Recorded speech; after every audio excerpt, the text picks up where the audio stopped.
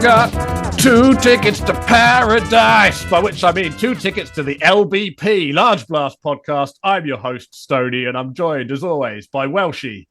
Well, hello there. And Matt. To your glory. And we're here today to talk about all things Warhammer 40,000. So let's get things kicked off with, like we always do with Hobbies Goings On, our trademarked part of the show where we take a look at what's been going on in the host's hobbies lives. So, Matt, what have you been up to? Well, I've slowly been painting my blood-packed Blackstone Fortress figures. When I mean slowly, I mean very slowly. The Death Core of Krieg are still base-coated and looking great. I've base-coated all of the horses, but not the riders. I'm Rubber horses. Base-coating them in separate colours. What was that, sorry? Rubber horses. Yeah. You're going to do in a nice latex sheen. Yeah. That's not a bad idea. And I've been painting the Castigator, I think it's called, the Sisters of Battle main battle tank, the thing that's got a battle cannon on. Yeah. I've got it to the stage where it's purple. Nice. That suits my color scheme, and then I need to work into that a bit more. That's a model that has been made primed black for over 2 years, so it feels good to get that moving forward. And since we last spoke, I had to get some more glass shelves made, and they've come. So I finished part of the Warhammer rearrange of the Warhammer room. So Nice. all of the Warhammer is back on shelves. So you've Now- got some glass shelves for your Warhammer. While I was Yeah. away, you guys took advantage and did a whole episode on cats. Yeah. Is your new shelving unit cat-proofed in any Yeah. way? Yep. Okay. And that's good. unbelievably, right? That's a really good. It's a good question, because honestly, the last 3 nights, not only have I trusted the door to remain open and the cat Cleo not to go nuts in there, but she's actually fallen asleep on the sofa in the room, and I've just left her in there and just Wow. gone to bed. Left the door open, no problems. That's So exciting. okay. yeah. That's exciting. But so it's taken you like a good few years to do that. Have you future-proofed it also for your child? That's Yeah, probably the next it is. step. I need to. So the next bit is I need to I don't know what the word is, but Re-electrify the fencing. that's right. Yeah. I've got some barbed wire coming. Deeper trenches. I'm redoing the desk. I've got to make part of my desk, so I need to rebuild, redesign my hobby desk. And yeah, all of that will be cat proof, baby toddler proof, and spare room guest proof as well. Oh, you So see. it's all Okay. Drunken Until you adult said the proof. spare room guest proof, I sort of just assumed you'd bought a dog and just had it in there on a chain. Like, No. But I might buy a Cadian. You can buy on Amazon. Guardsman just to stand outside. No, Make sure- you can buy a Cadian flag.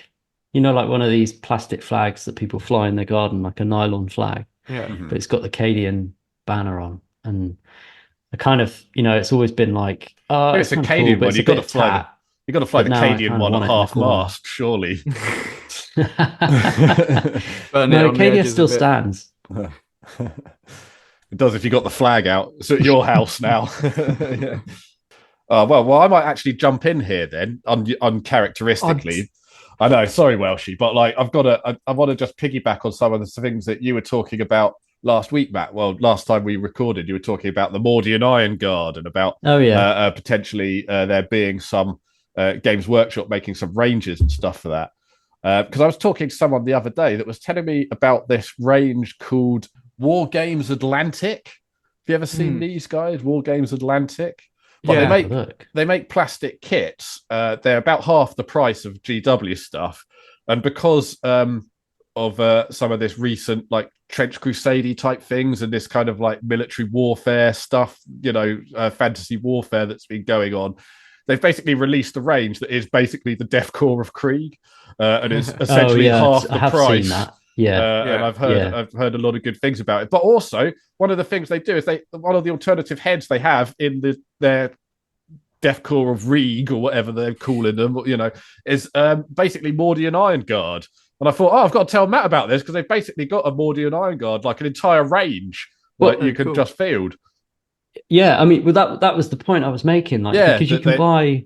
I know you were saying because they're trying to, but I'm saying that the ship has said it's too late. The army's already out and it's half the price. But all of this stuff, people do. Yeah, I kind of agree the ship has sailed, but I kind of also think that that's why Games Workshop actually brings these ranges back. Like the only reason, I think the only reason Warhammer the Old World came back because people like me were buying shitloads of it on eBay and they were losing their market. So it doesn't matter whether they're losing their market now. By addressing it in the future, they'll regain that market. If they bring out a kill team of Mordian Iron Guard, they'll sell. You see, this is the difference between your old buddy Stoney and Matt on this show. Is I'm going to tell you where to get them from. Wargame Atlantics, get out there, get them for half the price. I think there's another company called Station Forged, which do a range of Krieg stuff as well. They're really that's 3D printing though, isn't it? I think you have to buy it from him as an STL. Yeah, people have been made like I think it's Victoria or Victorian Miniatures have been making like fantasy redcoats since like almost the same time Games Workshop released them. I think what the reason why I sort of bringing it up is they really are treading the intellectual copyright line very, very hard. Like they are basically Deathcore of Krieg that you can buy. That Deathcore of Krieg stuff is unbelievable. I've seen that. Yeah, it's like. Yeah, it's funny because they really do like just mimic the Deathcore of Krieg stuff as well. When you look at the release dates of their stuff, it's like, Deathcore of Krieg made that big kind of mortar gun type thing, and then they're like, look what we've made a mortar gun for our guys. It's just it is crazy, but why not reap the harvest of it if you're out there and you're a Imperial Guard player? So definitely worth a look. The Deathcore of Krieg Forge World range was sort of dying a bit of a death, but that's been out for 20 years.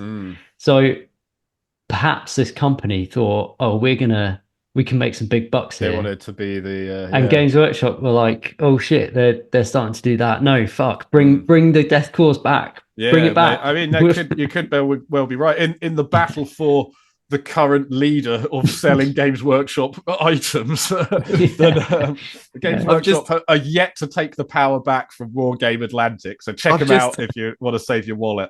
I've just had a look because I hadn't seen what you're talking about, and I stumbled across another Wargame Atlantic box called Space Nam, which is Catachan's. Straight up called it Space Nam. It's like a straight rip. Yeah, fantastic.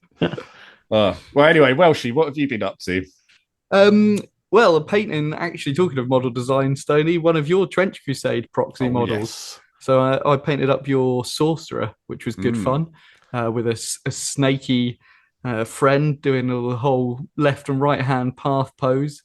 Did it in just a straight Blanchitsu style, which I've enjoyed because I've been painting a lot of trying to do quite a lot of high level wet blending stuff on other projects. So it was really nice to just slap on inks over a white base coat, just do a different style. I think it's come out pretty well. So I think it looked awesome. I really liked that. Yeah, it's good. I need to watch the video. I thought it was cool. All of these videos are things I paint on Hobby Progress now. They're all over on Large Blast Studio. So if you haven't subscribed to that, you can see them on there. Go check them out.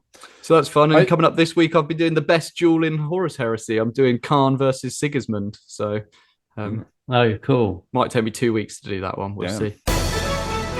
Finance, cutting-edge technology.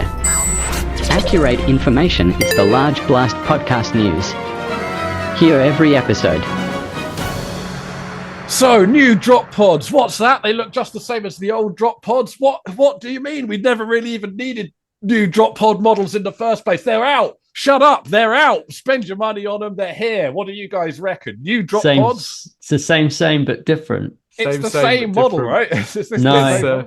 Yeah, but like any drop pod, Stoney, you didn't even see it coming, mate. It's an assault on your brain. It's true. That's true. Most unexpected model ever. Just in time for Easter. It's a bit like an egg. You could fit an egg in there. I made that space egg for my Tyranids, my Tyrannocyte. That was made out of an Easter egg plastic. Yeah. You couldn't do that today because you're only allowed paper ones in the UK. Stoney, you might not have noticed. It is subtly different in a number of ways that have actually made it shitter. Let me tell you about them. Number one, it's easier to put together, which means that they've left out a load of details in the middle because apparently those things are mutually exclusive. Number two, it doesn't have any guns on anymore, so that's dull.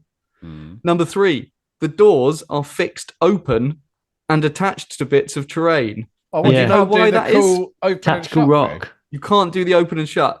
And do you know who ruined that for us? Who? Neckbeards. Because what people were doing is they were landing them and only opening doors on one half so that they were out of range of some things and in range of the others. So GW's idea wasn't to just say, keep using your old ones and make sure the doors are always down. It was spend however much these are going to be on brand new plastic that's less good quality. And there's two in a box. You can't buy one at a time. Oh, this is super weird. This whole thing is very weird. I mean, the door thing was always kind of cool because it was one of those things where it was totally unnecessary because it really didn't, like you say, you did have to plop them in and put them down. And every time someone would get them out, they'd always be fumbling with the doors as they half of them came open or whatever. But it was always just one of those cool Games Workshop-y type things where it was like, like you say, you had these kind of sculpting options with it, or you could have them make it into part of a diorama or something. Doing them with the doors fully open, I can't endorse that. No. It's so bland as well, like the changes that they've made. Even I saw a comment online that said even the heavy metal team couldn't be asked because the paint job on the metals looks terrible. The paint job is gash. I can see that from here. Yeah. I don't know. If they're going to have a model that's this bland, they could have done it like Joy Toy. How cool would it have been if it had one of those little spring buttons on the bottom so when you placed it down, the doors flipped open? Yeah, something like that. Something like that would be cool. I almost feel I didn't realize they came in pairs. I almost feel like that's the weirdest bit of the whole thing. That's so weird. Like what? Wild. Why would it be in pairs? Does the sergeant have to go in his own one or something for your squad? Is it like that's just really weird? I mean, I guess it's just essentially a piece of terrain now. It is. Yeah. I think they even said that in the community article. They were like, some people might just buy these for terrain, or maybe that was someone in the comments. I'm going to do that. It just seems.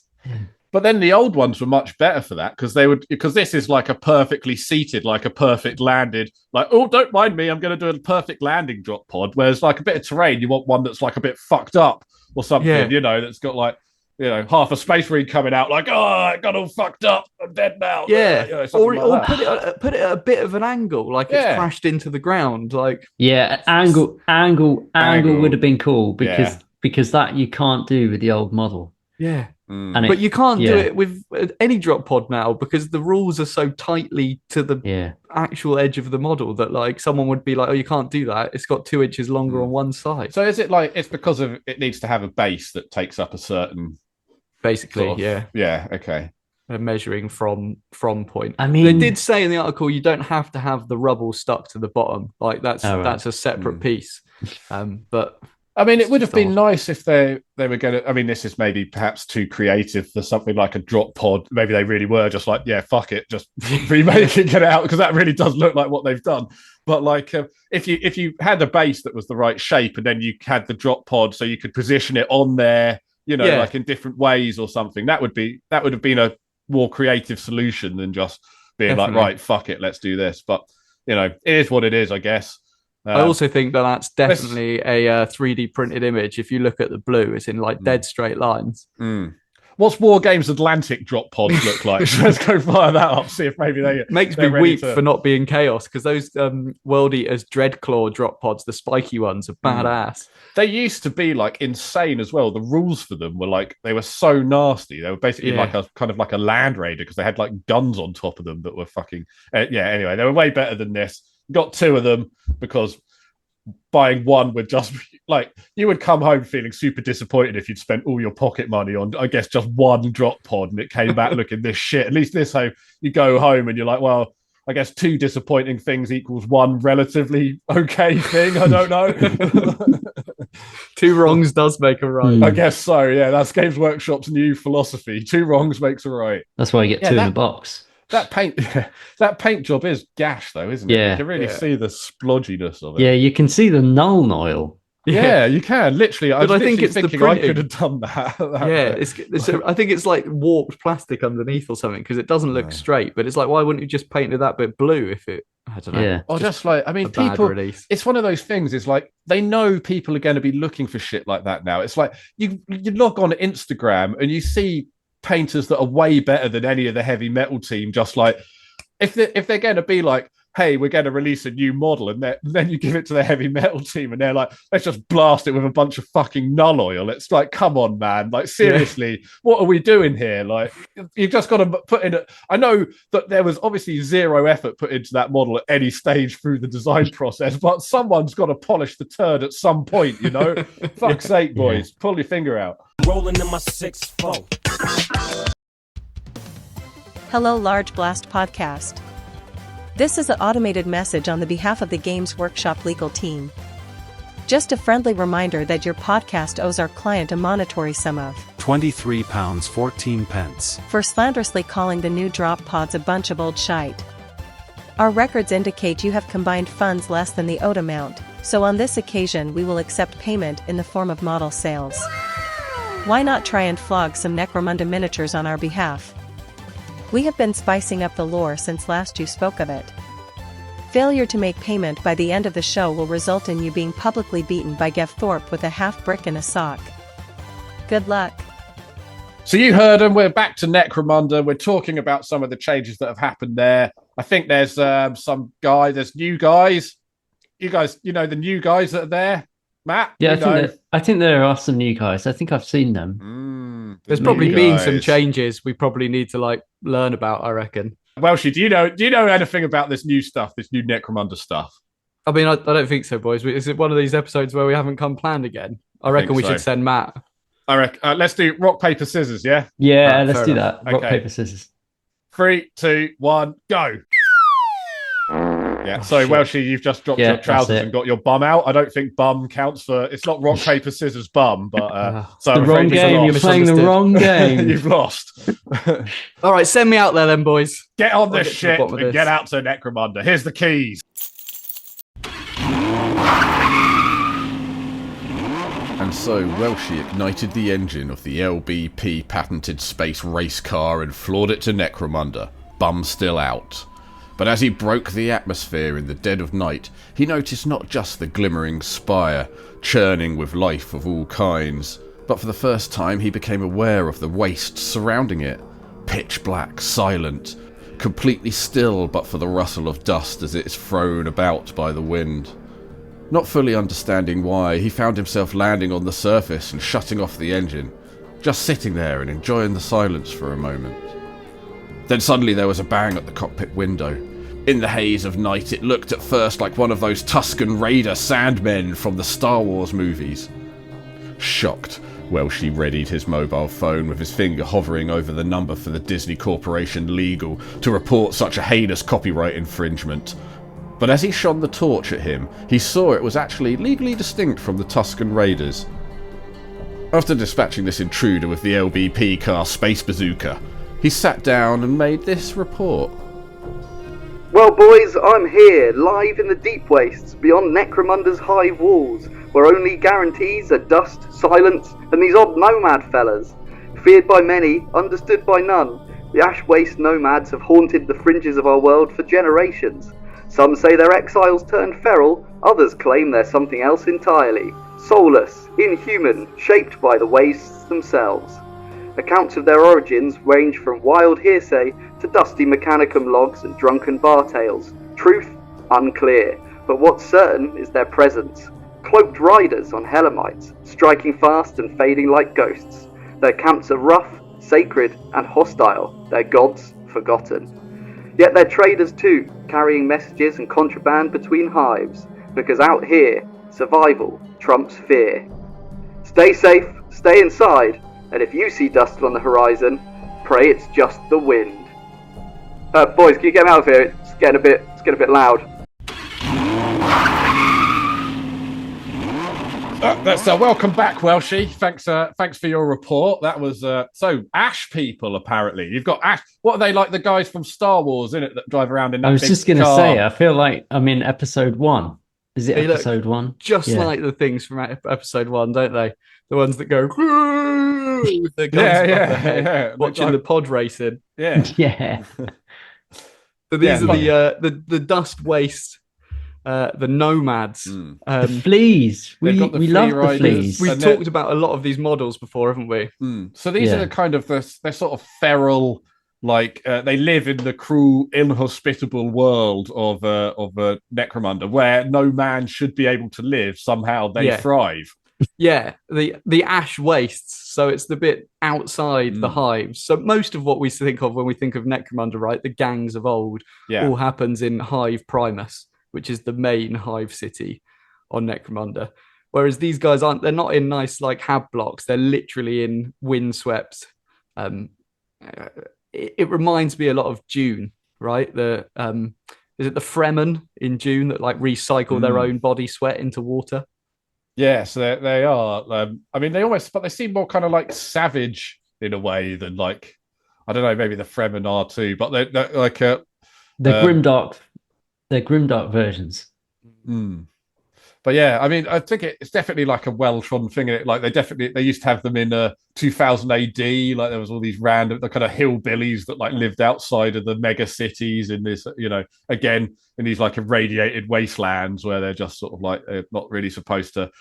They accidentally start growing like second heads and develop their own language and stuff. But so are these guys? I guess there's not much known about them. So how does one become a ash nomad? Do you know? Like, are they? I guess there must be some like a community that you might be born into, but maybe there was once someone so outcast from all of Necromunda that they were just like, you know what, fuck it, I'm just going to live in the wastelands, and that's kind of like one big daddy like kidnapping wives from the main hive. Yeah, I mean, I guess so. I guess they're kind of Genghis Khan figure. Sort of a Noah's Ark type thing going on. So, like, yeah, maybe that's it.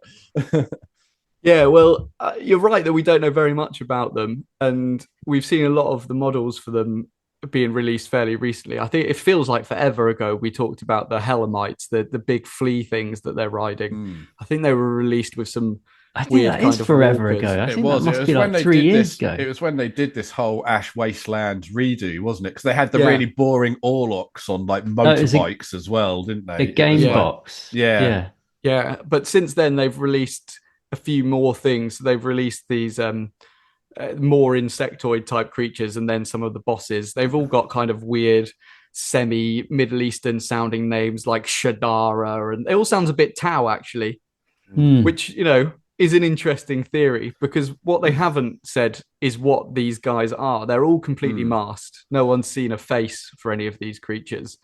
And they've released the book, the Ash, I think it was just called Ash Wastelands. It was one of the more recent Necromunda like update codex style things. And in that, they did this really cool thing where there were 3 separate tales about them. So one was written from the perspective of a conversation in a bar.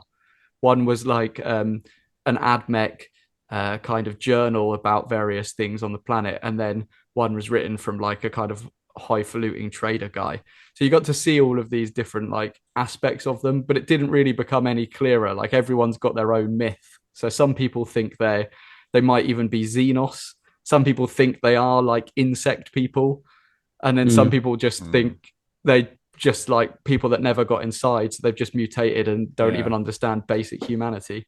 But maybe they're a bit of all of that, I guess. But also there might be this kind of like hillbilly element, like we've sort of said in just now, where it's maybe when you're out in the Ash Wastelands and it's just you and your Tau, it's just you and a Tau person, and maybe you do kind of like, maybe you are like, hey, you know what? Maybe we can create our own sub race out here. Are you suggesting these are actually half human, half Tau? I'm saying that wouldn't that be kind of interesting if maybe this is the new alien race, and they're just kind of essentially just a kind of like a collection of mutants and Tau that fucked each other or something, you know, or like just random kind of abhumans or whatever they were, and other people that are just sort of so adapted to living on this ash wastelands that they are almost essentially now a new species. Yeah, that would be really cool. I think if there's something hiding under here that we've never seen before, it would be awesome. The models that are in the bottom right corner of the screen you're looking at there, those are the close combat ones that released recently, which I don't think we ever talked about. So they were very shooty gang before, whereas now they've got these kind of close combats where all of their weapons are made from kind of like insect claws and spines and stuff. I think they look really good. No, they are. I mean, they are very cool. We were really, when they came out, I remember us being super taken with them because we were like, these are so different from the stuff that we'd seen before. You know, I mean, obviously, slightly diminishing returns with that. I can't remember the last time I checked out the range or anything and saw anything massively different, but they are still cool. I like them. So, as with a lot of things in Necromunda, this led me down a path to what you could cut in here as a blast from the past. The 70s, the 80s, the 90s. Ooh, we're going back in time. Is that a space squad?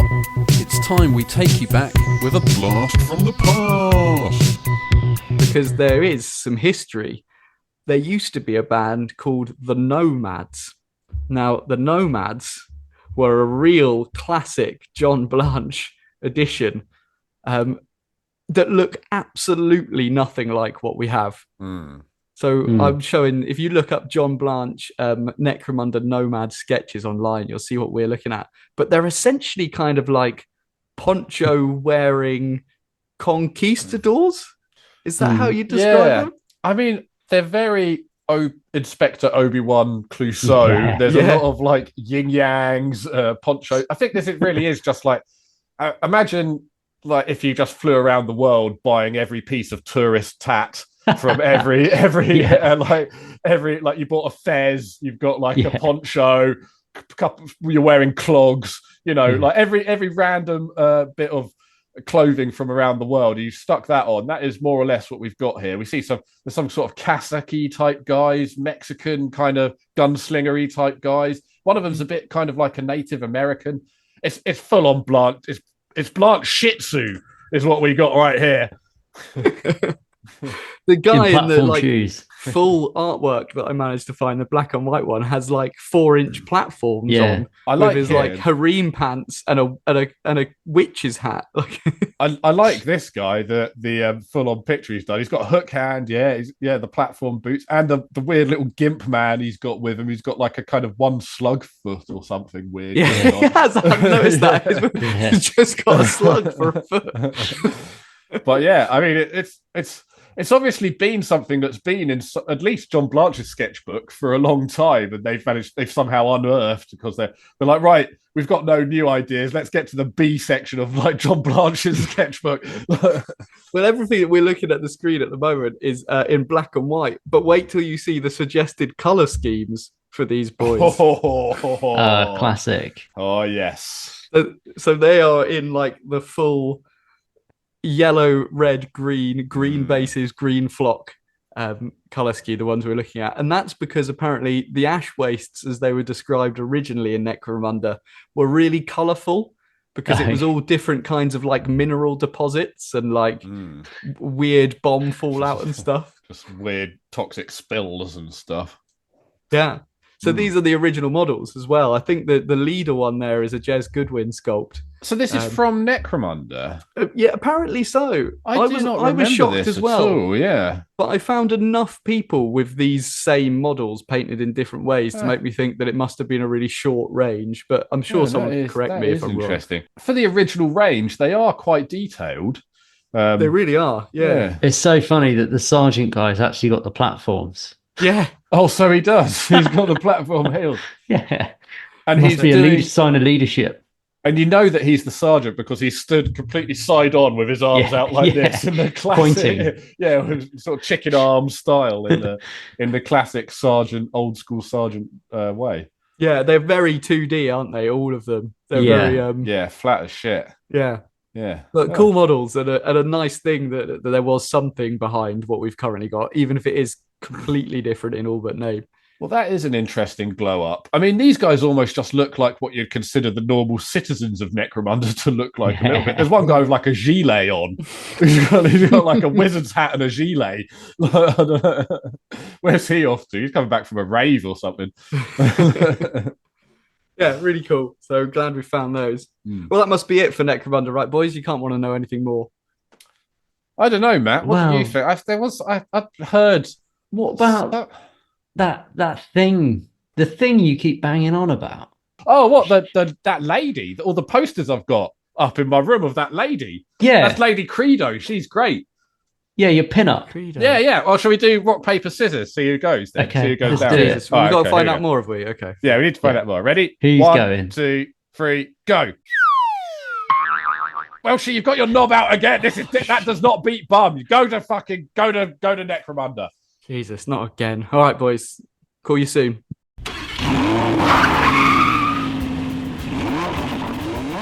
So Welshie blasted the LBP space race car for Necromunda again, but this time there would be no pissing about in the country like some webbed-footed yokel. This time Welshie was headed to Necromunda Central, a city brimming with hungry mouths and busy hands. From the lowliest street punk to the most gilded dignitary, none of its inhabitants could escape the indelible stain of crime. The space race car zoomed past illegal gambling dens, stim dealers and weapon markets, keeping the populace heavily armed and heavily sedated. But Welshie couldn't be bothered with these small-timers. He had a lead on some big players in the game, some real spicy whammer-jammers. This was the report he sent back. Well, tonight, gentlemen, it's a tale of two power-hungry women, each trying to carve out their place in the bloody mess that is our beloved hive world. Let's meet the contenders. Lady Hera Helmore and Lady Credo. That's right, Stoney, it's not just one woman. One's a backstabbing noblewoman, the other's a rebel lord with a vendetta. Who will win? Let's find out. Firstly, we've got Lady Hera Helmar, the 13th daughter of Gerontius Helmar, and the only sibling left after she played a deadly game of Who's the Last Helmar Standing? Now she rules Necromunda's throne with a phase sword in one hand and a power play in the other. Recently she's been fending off House Aranthus and growing a rebellion. But don't count her out. When you're Hera, everyone else is just a stepping stone or a corpse. And coming from the other side we have Lady Credo, the rebel who's turned Necromunda upside down.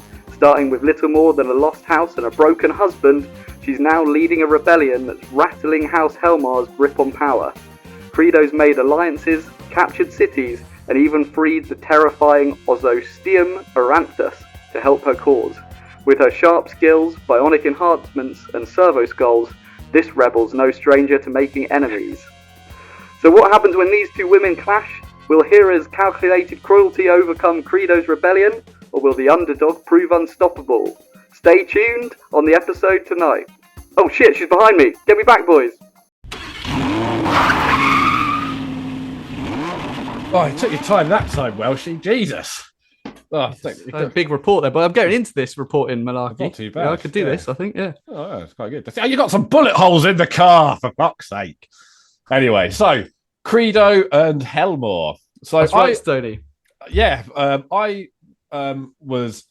let you guys peek behind the curtain a little bit here. It was supposed to be my job to research these guys, and I failed real hard. But it was also my idea to research them, which meant I failed doubly hard because when doing our Necromunda Governors episode, like House Helmore is really fucking interesting, and I wanted to do like a whole section on the Helmores, but you know, Matt said not to do it, so I didn't do it.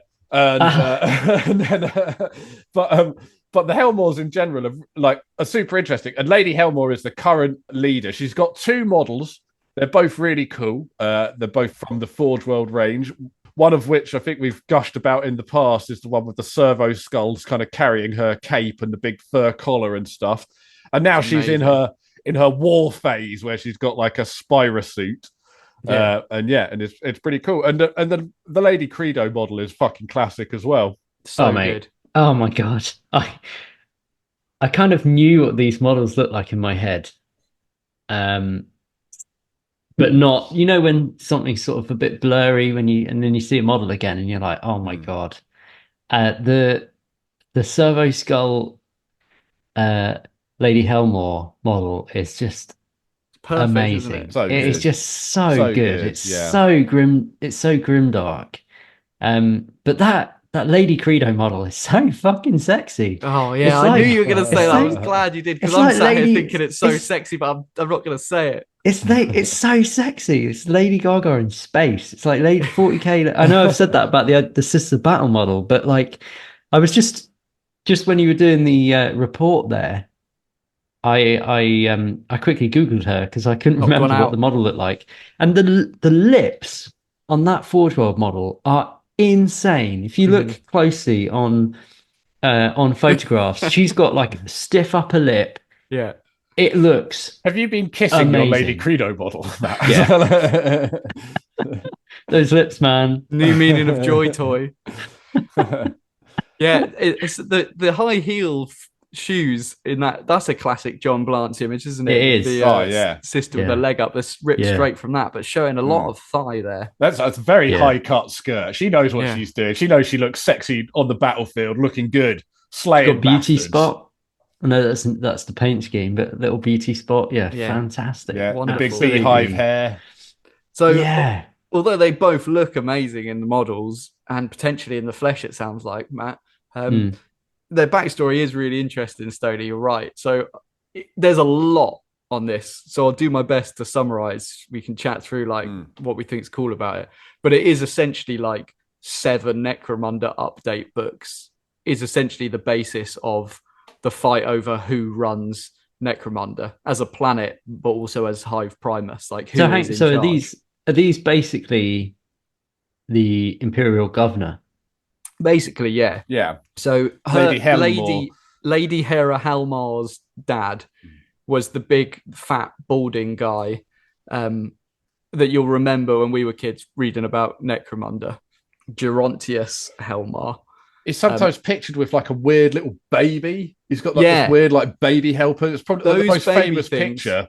Are He's got- called something's beginning with C, but We've talked about this before. The weird Yeah, grey they're blue. babies. Yeah, like yeah. blue cherubs that they've obviously got some warp taint. The to them. background things. They surround people that they think have got a future.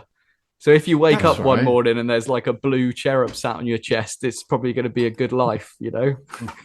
Once you get the Inquisition out of your room. So yeah, you often see him with one of those because he's was boss man. But the kind of beginning of Lady Hera Halmar's story is she's born and she's a psychopath. And she realizes early on that at some point, somebody in her family is going to have to take over. And that fat cherub wielding man has 13 children. She's the 13th daughter. No. And she starts killing all of her siblings. So she starts murdering all of the siblings so that she's the only one left to take over. And I think a few of them escape. She doesn't manage to kill them all, as will become clear later on. But yeah, she's full on psychopath. She used to like torture her servants and things like that. Like everything you can imagine the very, very upper class getting away with in the darkest like A24 film is what's going on in her childhood. And then there is an assassination attempt on her father during the Noctis Eterna. So the kind of modern day Necromunda storyline starts at the beginning of the Great Rift, which I guess is a focal point for everything 40k in recent years. And during that, someone tries to assassinate her dad, and he ends up in a stasis tube. So it hasn't quite succeeded, but puts him in a stasis tube. And she, having already killed most of her siblings and caused the others to flee, takes over. So she is in charge of Primus and Necromunda at that point. What does she do with the stasis tube? Well, that's a good question, because I would have thought like just destroy the stasis tube at that point, but maybe it's like too obvious if she kills the man in the coma. I don't know. It's never really explained too well. Well, maybe she's kind of more powerful as a regent. Like having him in a stasis tube means that she has to be regent. No one can argue that, you know, she's the daughter. You can't argue with the king. And she's a representative of the king. You know what I mean? Exactly. Like using him as using him. Is the reason. Who for put her him power. in the stasis tube? I didn't know he was going to be there, but now I'll keep him round. Yeah. But it turns out that he's basically her only friend is the man in the stasis tube at that point, because lots of people have kind of lost trust in her, and they're like, perhaps we shouldn't support the woman that tends to just kill everybody that disagrees with her. Yeah. And it's at this point there's a massive uprising from House Acanthus. So this is called the Acanthus succession in all of the books. So They don't have a model range, do they? No, they don't have a model range, no. House Acanthus. There's lots of like nobles, like, I mean, this is just it. There's lots of these kind of noble families that dip in and out that seem to like exist just to be destroyed by House Helmer in the lore kind of thing. But there are lots of cool characters, like we were talking about, almost at this kind of like rogue trader governor kind of level that are sort of running around with cherubs lifting up their various skirts and things and looking cool with furry collars and stuff. So yeah, exactly. So there's the other houses kind of around, and we know some of the main, like the lesser houses are like House Orlok, House Escher. They're still pretty powerful. Yeah, they're kind of on the, but they're not these. Like, they're all fighting to become the top house, and Helmar, as you say, has been the top house for like a massive lineage of people. But anyway, she faces this big uprising and kind of realizes that she doesn't have very many friends left. So she flees in the lore to the dust walls, which is the wall that kind of blocks out the dust wastes around the main hives. And she flees there, and one of her kind of loyal soldiery is there and helps her escape. She gets on a sky boat, which is a thing the rich people have in Necromunda. Called a plane. She gets on a ground plane, and that's shot down by some plucky ash waste nomads, which is great because GW just wanted to do a release for them, so it's just like perfect timing. She manages to kind of shoot her way out of that scenario because she's really well trained fighter. She was obviously like rich people tend to be in like medieval times. They're trained by the best swordsman of the day and that kind of thing.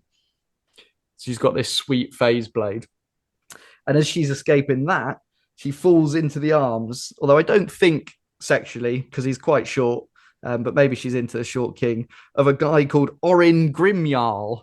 Now, Orin Grimjarl is the leader of the Ironhead Squats, which again is fortunate to Games Workshop because they wanted to release the Ironhead Squats Necromunda range.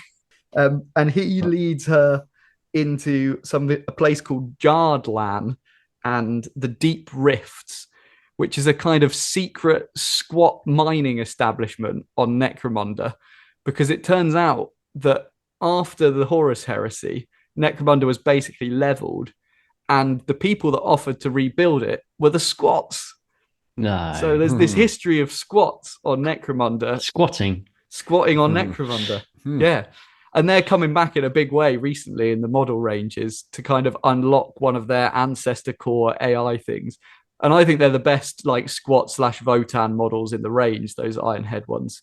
They're the guys with the little like mushroom helmets.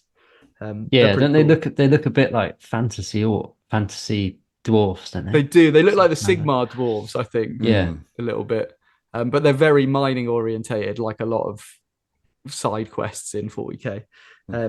So she goes with him. They go and they open a thing, and there's a load of dead squats, and it's all a bit scary. And she gets ambushed. Mines of Moria.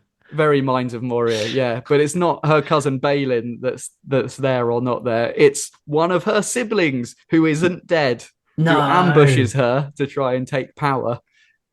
Guess what? She manages to escape, and she escapes to Hive Secundus, where she meets another one of her siblings that she didn't manage to kill, who is actually on her side and wants to restore her to power, and gives her the Spire suit that you see here, which is great because Games Workshop wanted to release a Spire suit range. So the history of Lady Hera Helmar is, from our perspective, getting power, losing it quite quickly, and running away through many range releases. But looking fucking good while she's doing it, though, because these are 3 sick models, all of them. So Lady Credo, then, Stoney, is kind of the architect of her downfall. No one really knows where she came from, which I think is really cool because she reminds me a lot of who's Bill Sykes' wife in Oliver? Nancy. Oh. Okay. She looks like a kind of street girl from Dickensian times. You Yeah. know? Yeah, she does. Yeah. And her story begins not from being born into wealth, but stumbling into a tavern in the Underhive and bumping into the beginning a guy, of every good story. Yeah, bumping into a guy who was from House Credo, which fell from grace many, many years ago and is essentially penniless in all but name. So she sees an opportunity, has a drink with him, and starts working her way to the top. So that's her aim, which I think is really cool. Sliding on the pole. She manages to find a document that says someone in her ancestry made a pact with House Escher. So she joins up with House Escher. Her and like the head of House Escher are best mates. She's like, I've got a title now. Can I have some of your cats and some of your fur coats in exchange for like some support? And this is where she goes to Cinderak City, which is a whole nother book, and they kind of there's a fall of Cinderak City. But essentially she unites everybody that hates Lady Hera Helmar, including the guy with the really dangly balls, the Prophet of Redemption that we talked about last week. So she instigates this massive pilgrimage towards Hive Primus to kind of start overthrowing it and throw Hera Helmar out. And on the way there, she releases a guy who is described as a giant metal human with psychic abilities.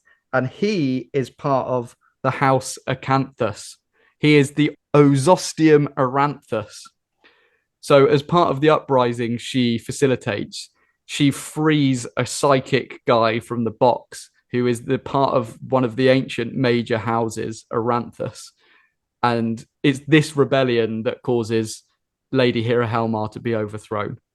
So these two women are mortal enemies, which is funny because in my head they were all the same model, but they are different people. And so is that where the current lore is? Yeah, so they're both out there trying to get each other. Yeah, in a way. I found it quite difficult to kind of get to the bottom of exactly where it is now without actually owning one of the most recent books. Like even the Lexicanum and Wahapedia and stuff don't seem to be that updated with the lore. But that seems to be the situation it's in. And then Games Workshop seems to have focused on all the recent releases on what's going on in Hive Secundus, which is where Helmar is now in the Spire suit. And what's going down there is unclear at this stage. So, maybe we'll have to go and have a look at that. Yeah, one of us should do a roving report from the ground. I think so, Stoney, don't you? I think so, Matt. It's probably, we should, I don't know, probably Welshy's been a couple of times now. I would go, but my leg is sore. Well, maybe you should go, Matt, this time. Oh, I'm allergic to dust. Just me and Matt. Rock, paper, scissors then, yeah? Just me and Matt? Oh, go on then. You and Matt. Matt. Okay, cool. Go on. 3, 2, 1. Welshy, that's your taint. Put it away. It's time to get. We've all seen it. Get back Still in not the car. Understanding this. Get Still to fucking Necromunda. Oh, Jesus Christ! It smells down there, though, boys. It's gross, dusty. It's horrible. Smells down your taint or down on Necromunda.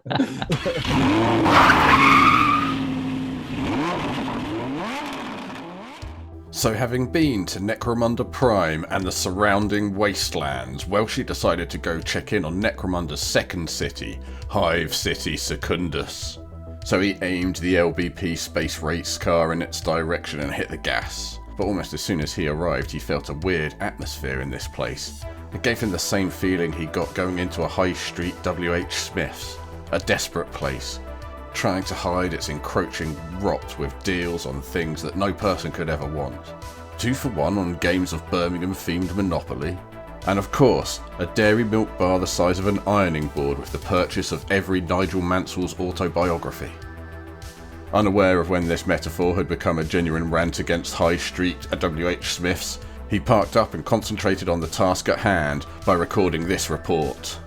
And finally, in tonight's special report, Hive Secundus, once a shining jewel of Norwich, now a radioactive hole full of nightmares.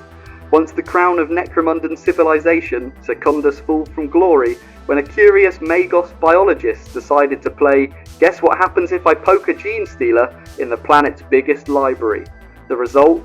Psychic infestation, mutant monsters, and eventually a space station level orbital facepalm that left a glowing crater where a hive used to be.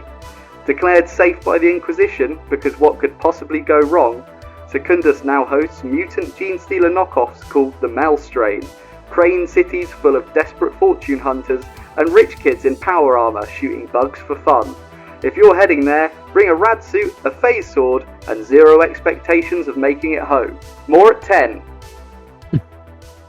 Yeah, that's brought back a flood of memories from when we did the Necromunda episode before. I think I spoke about this hive city because we had a bit of a debate as to how much it was just destroyed. Because as you say in the lore, it's like flattened from orbital bombardment, but it's still, because the hive city is so big, there's still a labyrinth of structure beneath the surface surviving. That was our hypothesis. Yeah, so that's now been described a bit more fully than the last time we talked about it. You know how when Necromunda came out, it was all the underhive. It was like, in this, it's the underhells. So there's a network of things underneath with all sorts of stuff going on. I mean, is this? I've forgotten about this. Is this a case of like some unscrupulous realtor has been like, yeah, no, it's fine, you can all move back in, when, like, you know, in hindsight, typically things that the Imperium doesn't like brewing underneath it, and maybe now it's too late, or you've got a apocalypto, what's it called? Purge the whole fucking place. Exterminatus, the whole fucking place. I don't know. Well, that's what the Inquisitor that was around the first time, I can't remember their name, but this Magos was trying to cure the gene stealer infection, and in doing so caused it to spread massively and got kind of corrupted by it himself. And it started spreading through the lower sections of his laboratory and in the bottom of the hive. But the Inquisitor that was called to sort it out realized that they couldn't exterminate as Necromunda because it's too important as a world. Like, they can't destroy the whole planet for just one city. So that's why they did an orbital bombardment. And they just weren't very thorough for an Inquisitor, I think. And they looked down and went, well, that looks like it's gone, sorted, job done, moved on to the next one. Like, do you want to go down and check? He's like, nah, you know what? Fuck it. That's probably fine. And since then, what's essentially happened is the whole bottom hive got compressed. There's a load of irradiation stuff in there. And this strain of mutated gene stealer gunk that the Magos was working on has been mutated even more by radiation. And that's how we've ended up with all of this really odd, some of the coolest models in the whole Necromunda range. And that's saying something down there. Yeah, I love this new weird gene stealer cult. I think it's excellent. It's something different for the Tyranids. It's real body horror, The Thing style, like so merging together. Yeah. And then you've got the posh people in power armor, the spire hunters, who are essentially looking for lost tech, because Hive Secundus used to be the main like data repository and like library all the way back to like pre-Horus Heresy, pre-Great Crusade. So there's a load of really important like data crystals and technology and information down there. So it's a kind of race to see who can get the tech the first, which I guess is why in the current storyline, Lady Halmar is dressed up looking for something that's going to allow her to climb back to the top of the tree. There's all kinds of things under there. And with the squats coming back as well, I think that's why. Could there ever be a squat gene stealer cult? Has anyone ever? That'd be cool. That would be really cool. Is that a thing that can happen? I'm thinking about doing it now, Stone. Could chuck a couple in my RV. Well, I think for me, what makes Necromunda cool is just the amount of characters, the amount of like 10 out of 10 models. We were saying for a long time Kill Team was the best IP. I think it's gone off the boil recently. That's debatable, but Necromunda has always been amazing. I think, well, that's interesting the way you said it. And then it is almost like Necromunda is the game with the characters in. Kill Team is the game with the squads in. Yeah.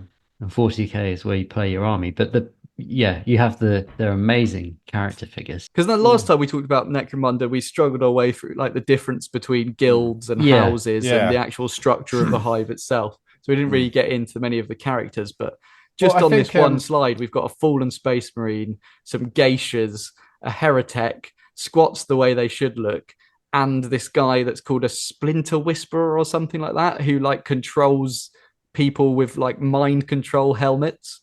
It's just so much going on. But yeah, that's your updates, boys, from what's been going on Necromunda over the past year or so. So, isn't there been a new it's kind of a recent rule set, isn't it? I think they had. Or was that with the fleas? I mean, to play with a guy called Michael, I tried to get into it, but you really have to want to play Warhammer on an almost dark heresy level to get into it.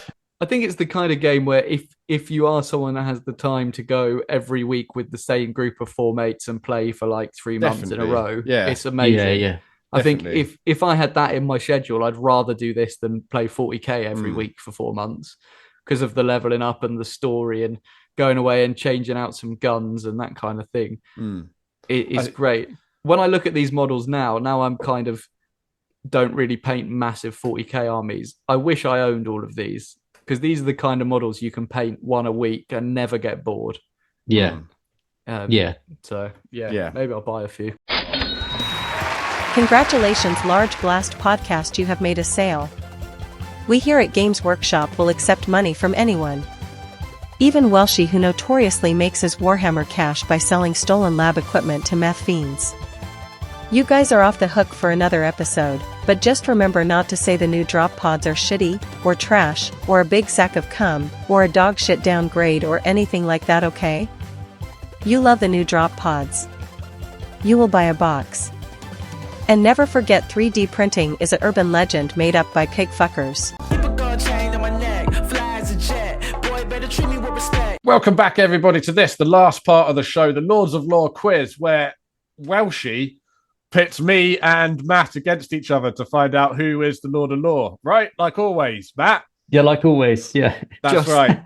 Just like always. Who's going to do the quiz this time? Oh, Welshie, you can do it. It's going to be me. And just like always, this is going to be called the Lords of Blast from the Past lore. Because, gentlemen, this will make you feel old. It is 25 years since the Land Raider was released. So I've got 10 questions for you based on the history of Land Raiders. Stoney, I know this is going to be straight up your alley. Oh, yes. Okay, some of them will be multiple choice, some won't. So number 1, in what year did the current plastic Land Raider kit first appear in White Dwarf magazine? What year 2014 did the current plastic Land Raider kit first appear in plastic White Dwarf magazine? You've gone 2014. Tony, I'll go with whoever's closer. So, Matt? 2002. Oh, Matt wins. 2000. Point to Matt. The year 2K. Y2K. Number 2. What household item was used in the original scratch-built Land Raider for track links? A car. You just stuck stickers on your car, drove it in, they gave you some decals. So 25 years ago, they scratch-built one out of rubbish and stuff. What did they use for the track links? Was it A, pen tops, B, paper clips, C, toothpicks, or D, Lego wheels? Toothpicks. I'd say paper clips. Both wrong. It was pen tops. Tops of little. God, you need a lot of pens. Yeah. Number 3. Which factions originally used the Land Raider besides the Space Marines? Orcs and Chaos. You're going. And Imperial. Oh, everybody used to use everything back in. They only had like 3 vehicles. 2 each, and whoever gets the most right ones wins. Chaos, Eldar. Chaos, Eldar, Matt. So we're saying Chaos is separate to Space Marines. Okay, well then I'll have to say Chaos as well. And Imperial Guard. Right. You know, I'm going to take Chaos away. I'm going to let Matt take the Chaos. I'm going to go Gene Stealer, Colts, and Eldar. Oh, okay. I think. What did you say, Matt? Imperial Guard and Chaos. Okay, well, you both win a point there because you both got one. Apparently, it was the Imperial Guard, the Squats, and the Harlequins.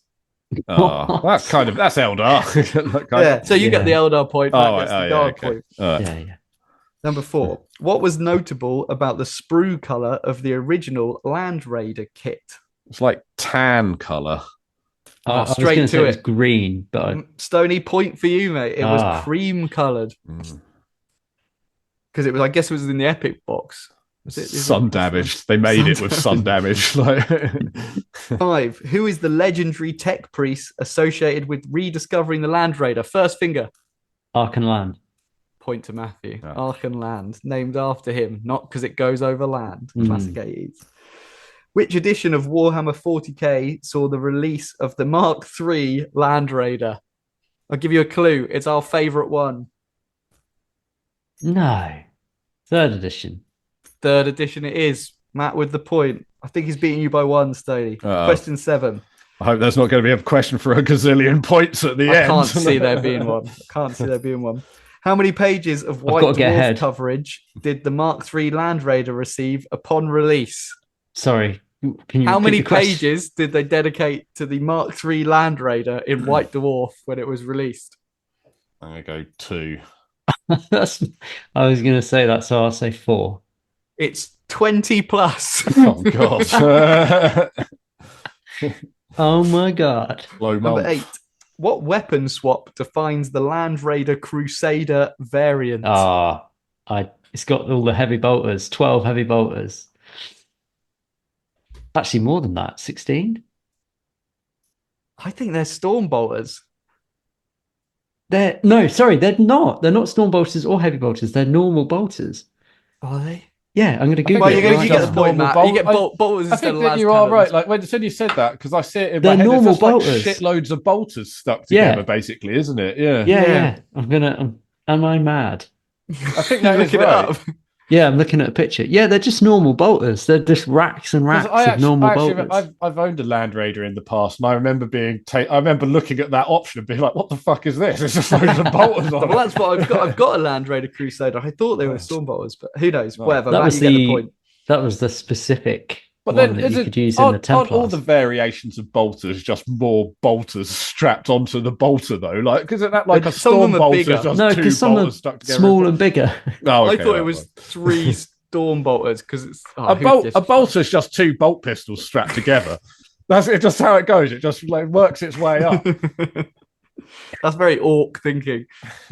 Number 9. Which Land Raider variant is also known as the Command Land Raider? The Pope-mobile Land Raider. It's got like a thing on top. If I said Stan Lee, that would be a clue. It's a salamander. He's a comics It's the man. Land Raider Excelsior. Oh, right, that's it. And be a final Forge question World then. Obviously worth however many Ali needs to possibly win.